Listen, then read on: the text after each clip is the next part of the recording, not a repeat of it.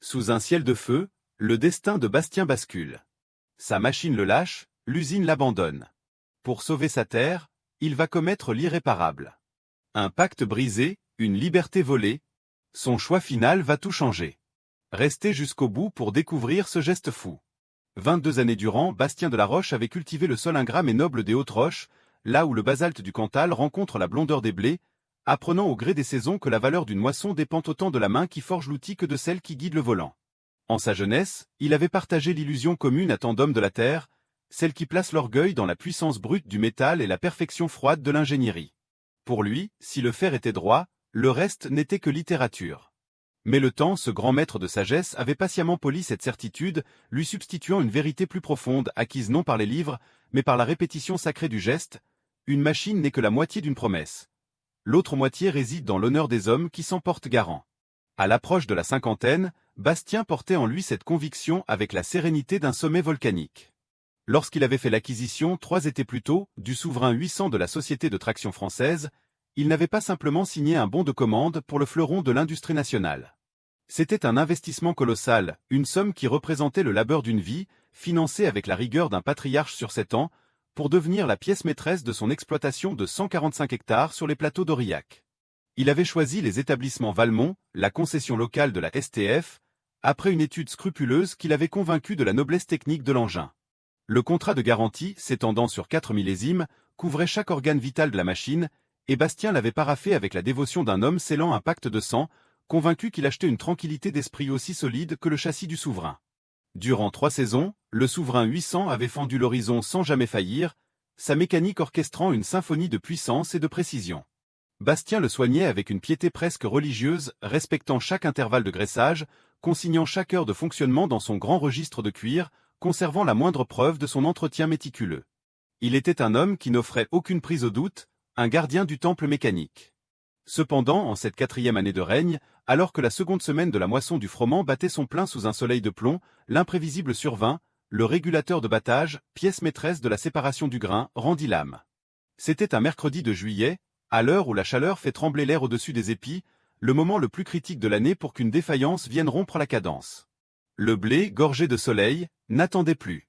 Les bulletins météo annonçaient une rupture du temps sous 8 jours, et Bastien avait encore 85 hectares à soustraire à l'orage. Chaque heure d'immobilité était une insulte à la terre. Ce régulateur qui commande l'espace entre le contrebatteur et le tambour est le garant de la pureté du grain. Sans lui, la machine n'est plus qu'une ombre inutile, risquant de briser la récolte et de ternir le rendement d'une année entière. Bastien, dont l'oreille était capable de discerner le moindre murmure suspect au cœur des engrenages, identifia la panne en moins de 2 heures. Il connaissait sa monture comme un cavalier connaît son sang pur. À 10 heures précises, il saisit le combiné de son téléphone pour appeler les établissements Valmont. Le soleil pointait à peine ses rayons sur les crêtes basaltiques du Cantal que Bastien, immobile, contemplait le colosse qui trônait au centre de la cour du domaine des Hautes-Roches. Le souverain 800, fleuron de la Société de traction française, n'était point pour lui un simple assemblage de pignons et de courroies. Il était le triomphe de l'ingénierie nationale de ce millésime 1972, une cathédrale d'acier dont le carénage d'un rouge profond capturait les premières lueurs de l'aube. Cette machine représentait l'aboutissement d'une vie de labeur, le fruit de 1000 journées passées à courber l'échine sous le vent d'Aubrac. Chaque franc versé pour son acquisition avait le goût de la sueur et la dignité de l'épargne patiente. L'engin imposait le respect par sa stature. Sa barre de coupe, vaste comme un horizon, promettait de dévorer les hectares avec une efficacité que les anciens n'auraient osé imaginer. Dans la cabine où l'odeur du Sky neuf se mêlait à celle de l'huile de précision, les cadrans chromés et les leviers au pommeau poli attendaient la main du maître. Pour Bastien, piloter le souverain 800 était un acte de haute culture, une communion entre l'homme et l'industrie au service de la terre nourricière. C'était le symbole d'une France qui, en ses 30 glorieuses finissantes, ne doutait de rien, et surtout pas de la pérennité de ses chefs-d'œuvre. Au-delà de la puissance brute du moteur, ce qui liait Bastien à cette machine était un document glissé précieusement dans le coffre de chêne de son bureau, le contrat de garantie. Dans l'esprit de ce fils de paysan, ce papier ne relevait pas de la basse bureaucratie, mais constituait une véritable parole d'honneur pétrifiée dans l'encre. C'était le pacte sacré liant le constructeur à l'exploitant. En signant ce document aux côtés du directeur des établissements Valmont, Bastien avait eu le sentiment de sceller une alliance entre gentilshommes. Cette garantie de 4 ans n'était pas une simple assurance contre les aléas du métal. Elle était la reconnaissance formelle que l'excellence de la STF ne s'arrêtait pas aux portes de l'usine de Saint-Ouen. Elle signifiait que derrière chaque boulon, derrière chaque engrenage, l'honneur de la marque restait engagé. Pour un homme dont la parole valait plus qu'un acte notarié, ce contrat était le socle de sa sérénité.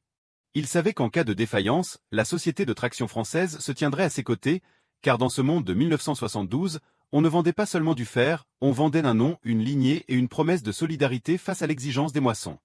Le zénith de juillet pesait sur les hauts plateaux avec une autorité implacable, transformant les ondulations dorées du Cantal en un océan de métal en fusion. Sous ce ciel d'un bleu de cobalt immobile et lourd, l'air ne circulait plus. Il stagnait, chargé d'une poussière de silice qui scintillait comme de la limaille de fer. Bastien de la Roche, juché sur le trône de cuir de son souverain 800, menait la danse avec une concentration de chef d'orchestre. La machine, dans son élan majestueux, produisait une symphonie de puissance. Le bourdonnement sourd du moteur diesel s'entremêlait au froissement rythmique des tiges de blé sectionnées et au murmure continu des grains ruisselants vers Atrémy. C'était la musique du devoir accompli, le son d'une terre qui rendait enfin ce qu'on lui avait confié. Soudain, au milieu de cette orchestration parfaite, une dissonance déchira l'harmonie. Ce n'était qu'un claquement sec, une note brève et métallique, à peine plus sonore que le craquement d'une branche morte, mais pour l'oreille absolue de Bastien, ce fut un coup de tonnerre. Le rythme du batteur, ce cœur battant de la moissonneuse, venait de changer de fréquence. Un frisson anormal, presque imperceptible pour tout autre, parcourut la colonne de direction. Sans une seconde d'hésitation, le patriarche débraya la barre de coupe et réduisit les gaz, laissant le silence de la montagne reprendre ses droits, seulement troublé par le crépitement du moteur qui refroidissait. Il descendit de sa passerelle avec une agilité que ses années n'avaient pas entamée, les pieds s'enfonçant dans la terre volcanique. Dans la chaleur étouffante qui remontait du sol, Bastien s'approcha des flancs écarlates de la machine. Il ne s'agissait pas d'une simple auscultation, c'était une lecture intime. Il ouvrit les grands panneaux latéraux avec la délicatesse d'un horloger ouvrant un boîtier d'or.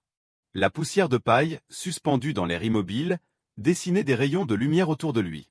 Ses mains, burinées par le temps et marquées par les huiles nobles, coururent sur les poulies et les arbres de transmission encore brûlants. Le diagnostic fut immédiat et sans appel.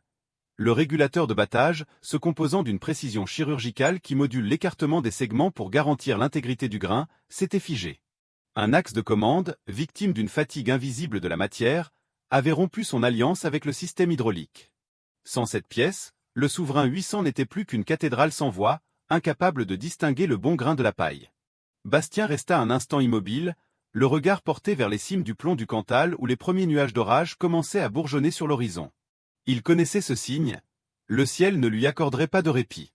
La machine était blessée au moment même où la terre exigeait sa délivrance. Il referma le capot avec une fermeté solennelle et se dirigea vers le domaine. L'heure n'était plus à la contemplation, mais au combat pour l'honneur de la récolte. Le silence de la demeure des Hautes Roches, d'ordinaire si apaisant avec ses murs de pierre épaisse qui gardent la fraîcheur des siècles, semblait ce matin-là chargé d'une électricité lourde, presque palpable. Bastien de la Roche, le regard fixé sur le combiné de bakélite noire, sentait le poids de chaque seconde qui s'égrenait. Au bout du fil, après une attente rythmée par les grésillements de la ligne, la voix qui lui répondit n'avait rien de la rugosité familière des hommes qui connaissent le grain. C'était une voix lisse, polie par les bureaux et les formulaires, celle d'un jeune conseiller technique des établissements Valmont qui semblait porter le monde sur ses épaules, mais seulement à travers le prisme de ses bordereaux. Bastien exposa la situation avec la précision d'un horloger, décrivant la rupture de l'axe et l'inertie du régulateur. Il ne demandait pas l'aumône. Il réclamait l'exécution d'une promesse gravée dans le fer et le papier. Mais à l'autre extrémité de la province, dans le confort climatisé de la concession d'Aurillac, le jeune homme répondit avec une courtoisie glaciale, celle qui masque l'impuissance derrière la procédure.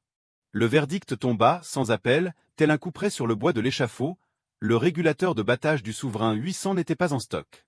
Les inventaires étaient vides, les dépôts régionaux en souffrance, et la logistique, si vantée dans les brochures de la STF, se heurtait à l'implacable réalité des vacances de juillet. 6 jours, monsieur de la Roche, articula le conseiller avec une désinvolture qui ignorait toute la colère du ciel. Au mieux, nous pourrons vous livrer mardi prochain. Bastien serra le combiné, ses phalanges blanchissant sous l'effort. 6 jours. Dans le langage d'un bureaucrate, c'est une simple ligne sur un calendrier. Pour un moissonneur du Cantal, c'est une éternité où le destin d'une année de labeur se joue à pile ou face. Il évoqua l'imminence des orages, ces colères noires qui dévalent des monts et couchent les blés en un instant, ruinant le travail et l'espoir. Il rappela la clause d'assistance prioritaire, ce pilier du contrat de garantie qui devait le protéger de l'isolement. La réponse fut un chef-d'œuvre d'indifférence technocratique. On lui expliqua que les protocoles étaient suivis, que les commandes étaient passées, et que la fatalité des stocks ne relevait pas de la responsabilité contractuelle. Pour ces hommes de chiffres, le blé mûr n'était qu'une abstraction, et l'urgence de Bastien, une simple impatience de client. En raccrochant le téléphone, le patriarche ne ressentit pas de colère, mais une amertume profonde, celle d'un homme qui découvre que le temple de l'acier qu'il vénérait n'était qu'une façade de papier. Il sortit sur le perron, l'œil tourné vers l'horizon où les nuées prenaient déjà la teinte violacée des deuils agricoles.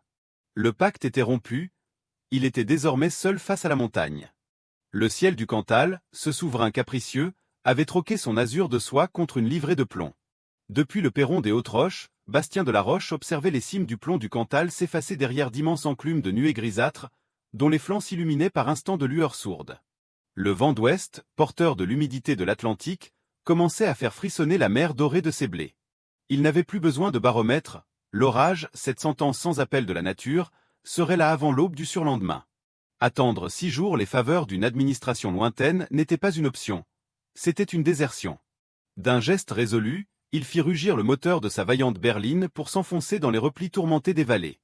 La route serpentait le long des gorges de la Truyère, entre des parois de granit où la mousse s'accrochait comme un vestige des temps anciens. Bastien conduisait avec une économie de mouvement qui trahissait sa détermination, l'esprit tendu vers une seule destination. L'atelier de Maître Étienne, à l'ombre de la cathédrale de Saint-Flour. On disait de cet homme qu'il connaissait le langage secret des métaux et qu'il conservait, dans son antre de pierre, les derniers trésors d'une mécanique qui ne sacrifiait rien à l'obsolescence.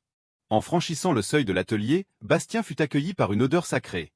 Un mélange d'huile froide, de limaille de fer et de charbon de forge. Au fond de la pénombre, éclairé par une unique ampoule suspendue à un fil torsadé, un vieil homme aux mains noueuses comme des racines de chêne l'attendait. Sans un mot inutile, Bastien posa sur l'établi de bois massif la pièce défaillante du souverain 800. Maître Étienne la saisit, l'examina à la loupe avec une sévérité de juge, puis la reposa avec un mépris silencieux pour cette fonte moderne, trop légère, trop pressée de rompre. Le vieillard se dirigea vers une armoire de fer dont il tira un écrin de toile grasse. Il en sortit un régulateur de battage d'une facture admirable, forgé des années plus tôt pour une série spéciale d'engins forestiers, mais dont les côtes de précision étaient, par un miracle de l'ingénierie, identiques à celles de la machine de Bastien. « Voici de l'acier trempé à cœur, mon fils », murmura l'artisan d'une voix qui semblait monter des profondeurs de la terre. Ce n'est pas du fer de catalogue, c'est une pièce qui a reçu le baptême du feu. Elle ne vous trahira pas. Bastien prit l'objet en main. Son poids, sa densité, la perfection de son ajustement parlaient un langage que le patriarche comprenait mieux que n'importe quel contrat de garantie. Sous la lumière chancelante de l'atelier, les deux hommes échangèrent un regard où se lisait une alliance tacite. Celle de l'homme et de l'outil contre la fatalité du temps. Bastien régla son dû avec la satisfaction d'avoir acquis non pas une pièce de rechange, mais une relique de fiabilité. En remontant vers les plateaux, alors que les premières gouttes commençaient à s'écraser sur son pare-brise, il savait que la bataille pour la moisson venait de changer de camp. Le ciel pouvait gronder, l'homme était prêt. L'obscurité s'était emparée des plateaux, mais au domaine des Hautes-Roches, la grande grange de pierre de taille demeurait éveillée, transformée en une cathédrale d'ombre et de lumière dorée. Dehors, les premiers éclats de foudre déchiraient le rideau de pluie fine qui commençait à cingler les toits de l'Auze.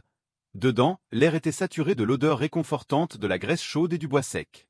À la lueur vacillante des lampes à pétrole, dont la flamme dansait au gré des courants d'air, deux silhouettes s'affairaient autour du flanc ouvert du souverain 800. Bastien n'était pas seul. À ses côtés, son fils aîné Jean-Pierre l'épaulait avec cette économie de mots qui caractérise les lignées de bâtisseurs. Entre le père et le fils, aucune consigne n'était nécessaire. Chaque regard, chaque inclinaison de la lampe, chaque main tendue pour recevoir une clé de 12 était le fruit d'une transmission silencieuse, un héritage de gestes millénaires appliqués à la modernité du métal. Jean-Pierre tenait le projecteur d'appoint, sa lumière crue soulignant les rides de concentration gravées sur le front de son père. Le moment de la rencontre était venu. Bastien présenta la pièce forgée par l'artisan de Saint-Flour à l'antre mécanique de la Société de traction française. Il y avait quelque chose de solennel dans cette union. L'acier artisanal, né du feu et de l'enclume, s'apprêtait à sauver l'orgueil d'une machine de série. Avec une infinie douceur, Bastien guida le régulateur dans son logement de fonte. L'ajustement fut parfait, un glissement soyeux qui fit frissonner le patriarche d'une satisfaction profonde. Les côtes étaient exactes au centième de millimètre. Le savoir-faire de l'ancien monde venait de corriger les manquements du nouveau. Vint alors la liturgie du serrage. Bastien saisit sa clé dynamométrique, un instrument de précision qu'il traitait avec le respect dû à un objet liturgique. Pour lui, le couple de serrage n'était pas une simple recommandation technique, mais le garant de l'intégrité de l'œuvre. Chaque tour de vis était une promesse de solidité. On n'entendait plus que le déclic régulier et métallique de l'outil, ponctuant le silence de la nuit comme un métronome. 70 Nm, murmura Bastien, la voix sourde de fierté. Ni plus, ni moins. C'est ici que réside la vérité de la machine. Alors que les éléments se déchaînaient au-dessus de leur tête, Bastien et Jean-Pierre achevèrent le remontage des quartés. Leurs mains, noircies par l'huile noble et la poussière de fer, portaient les stigmates d'une victoire silencieuse. En cet instant précis, la bureaucratie d'Aurillac et les délais des comptables n'existaient plus. Ils avaient rendu la vie aux souverains 800 par la seule force de leur ingéniosité et de leur refus de la défaite. La machine était prête à affronter l'orage, et l'homme, en retrouvant la maîtrise de son outil, avait recouvré sa dignité de souverain de la terre. L'aube se leva sur un monde qui semblait retenir son souffle, suspendu entre l'imminence de l'orage et l'espoir d'un sursis. Dans la cour du domaine, Bastien de la Roche, le visage marqué par une nuit de veille mais les yeux habités d'une flamme nouvelle, monta sur la passerelle de son navire terrestre. D'un geste solennel, il tourna la clé de contact. Le souverain 800 ne se contenta pas de démarrer. Il s'éveilla dans un frisson de diesel et de fierté, son moteur chantant une note claire, débarrassée de toute dissonance. Le régulateur de Saint-Flour, cet enfant de la forge et de la nécessité, s'était fondu dans la carcasse de la machine avec une loyauté sans faille. À cette heure précise, la barre de coupe s'enfonça de nouveau dans l'océan de Froment. Sous un soleil de plomb qui transformait la poussière en une brume de nacre, Bastien orchestra la chute des épis avec une précision d'orfèvre. Le grain coulait dans la trémie comme un ruisseau d'or liquide, propre et lourd, témoignage d'un battage redevenu souverain. La chaleur était une chape, l'air une brûlure, mais l'homme ne sentait que l'harmonie retrouvée entre sa volonté et son outil. Chaque hectare conquis était une victoire sur le temps et sur l'indifférence des bureaux. Sur les crêtes, les nuées s'amoncelaient, noires comme des remords, mais le rythme du souverain restait immuable, porté par une mécanique qui n'avait plus rien à prouver. Lorsque le dernier arpent fut couché et que la dernière remorque s'ébranla vers les silos, les premières gouttes de pluie, lourdes et tièdes, vinrent s'écraser sur le capot brûlant de la moissonneuse. Le blé était à l'abri, l'honneur du domaine des Hautes-Roches était sauf. Bastien, une fois la machine remisée sous la nef protectrice de la grange, s'installa à son vieux bureau de chêne. Devant lui reposait le grand registre de cuir, ce témoin silencieux de l'histoire de la lignée, dont les pages exhalaient une odeur de papier ancien et d'encre de Chine. Avec une calligraphie appliquée, celle d'un homme qui sait que l'écrit est un monument, il commença à consigner les faits. Il ne s'agissait pas de dissimuler, mais de témoigner. Il nota l'heure exacte de la défaillance, le compte rendu précis de l'appel aux établissements Valmont, et le refus de secours opposé par la concession. Il décrivit avec une minutie technique la pièce de substitution, ses côtes, sa provenance artisanale, et le protocole de montage suivi avec son fils. Dans l'esprit de Bastien, cette transparence totale était son bouclier. Il était persuadé que devant l'évidence de sa compétence et l'urgence de la situation, la société de traction française ne pourrait que s'incliner. Pour ce patriarche, la vérité n'avait pas besoin d'artifice. Elle se suffisait à elle-même, solidement ancrée entre les lignes de son registre, telle une promesse de justice face à la froideur des contrats. 10 jours s'étaient écoulés depuis que le dernier épi de Froment avait rejoint le silence des silos, et une paix fragile était revenue sur les Hautes-Roches. Bastien de la Roche, vêtu de sa veste de velours la plus sobre, pénétra dans l'enceinte de verre et d'acier des établissements Valmont à Aurillac. Sous le bras, il portait son grand registre de cuir, tel un avocat venant plaider la cause de la raison devant un tribunal de pairs. Il fut introduit dans le bureau de Philippe de Varenne, le nouveau directeur du service après-vente, un homme dont la jeunesse tranchait avec la solennité des lieux et dont le regard, bien que poli, possédait la froideur d'un instrument de mesure. Bastien ne s'assit pas en homme sollicitant une grâce, mais en partenaire s'attendant à une reconnaissance mutuelle des faits. Avec une lenteur mesurée, il ouvrit son registre sur le bureau de Tacajou verni, exposant la calligraphie soignée qui relatait l'épopée de la moisson. Il expliqua, sans une once d'amertume dans la voix, l'impasse des 6 jours promis par la concession, l'imminence de l'orage sur les plateaux et la nécessité vitale de ne point laisser le grain périr au champ. Il montra les schémas, les côtes de la pièce de Maître Étienne, et l'excellence du montage effectué dans les règles de l'art mécanique. Pour Bastien, les faits parlaient d'eux-mêmes. Il avait agi en bon père de famille, protégeant l'outil et la récolte là où le système avait failli. Philippe de Varenne écouta ce récit avec une patience de métronome, les mains jointes sur un dossier immaculé. Lorsqu'il prit enfin la parole, sa voix n'avait aucune des inflexions terreuses de la province. C'était le verbe d'une métropole lointaine, un langage où l'humain s'efface derrière la norme. Monsieur de la Roche, commença-t-il avec une onctuosité qui fit frissonner le patriarche, votre dévouement à votre terre est admirable, et nous comprenons les tourments que le ciel vous a imposés.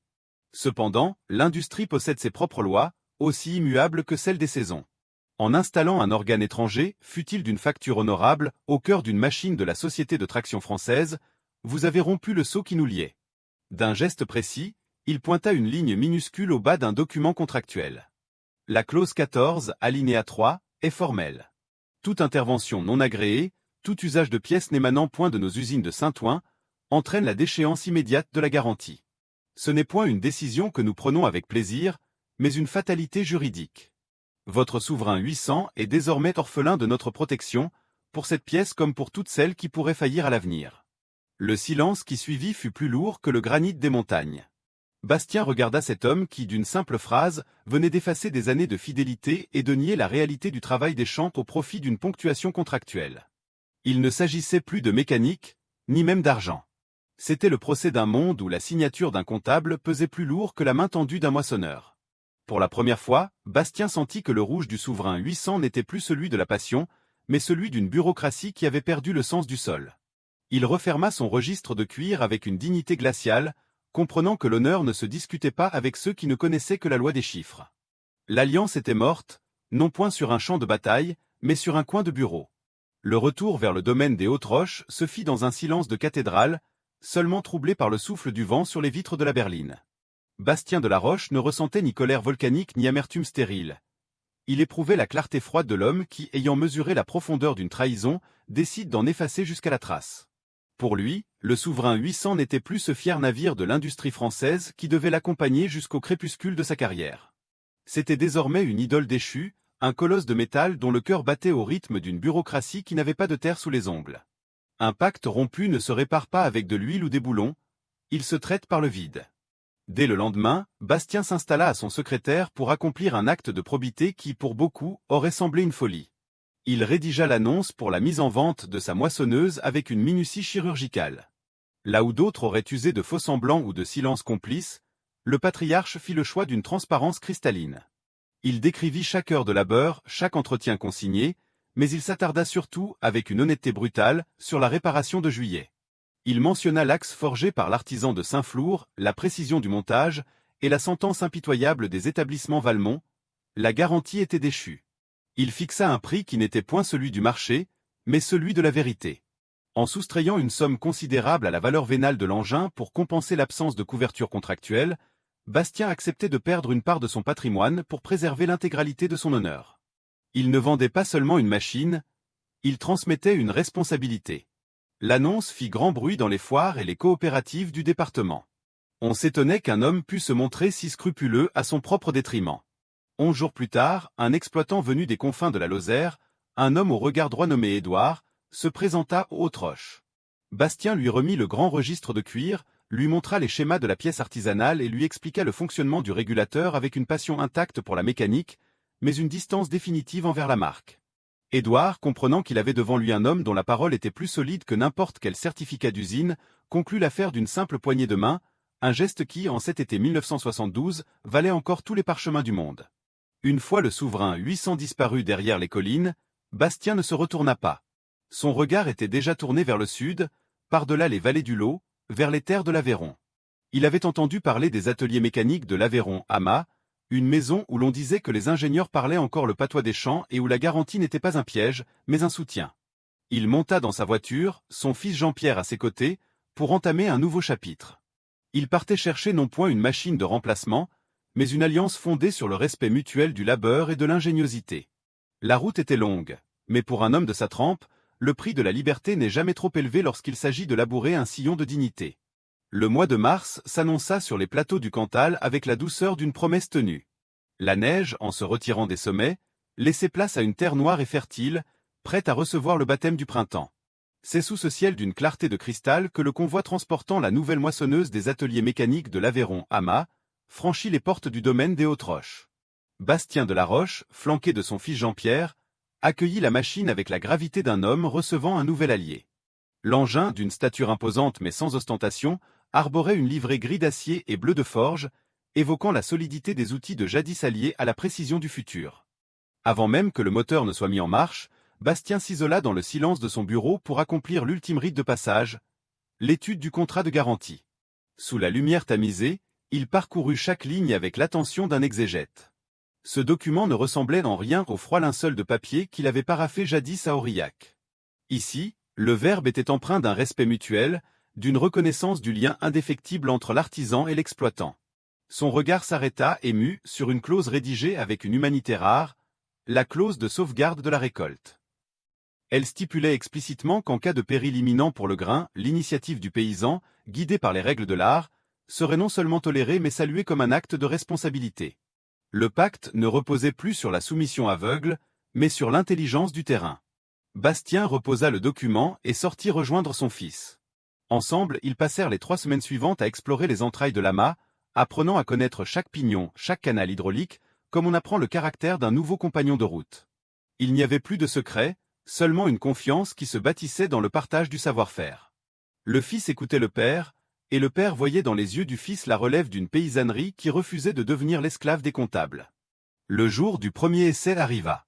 Bastien monta en cabine et d'une main assurée, engagea la transmission. La moissonneuse s'élança sur la pente légère du plateau, ses organes de coupe vibrant d'une énergie contenue. Alors que la machine traçait son premier sillage dans la terre volcanique pour préparer les passages de la saison à venir, Bastien ressentit une plénitude qu'il croyait perdue. Ce n'était pas seulement le retour de la puissance, c'était le retour de la liberté. Il n'était plus un simple utilisateur de brevets, il était de nouveau le maître de son domaine, soutenu par une lignée d'hommes qui comprenaient que le blé n'attend pas les ordres d'une capitale lointaine. Le souverain était mort, mais l'homme, lui, était enfin restauré dans sa dignité de souverain de la terre.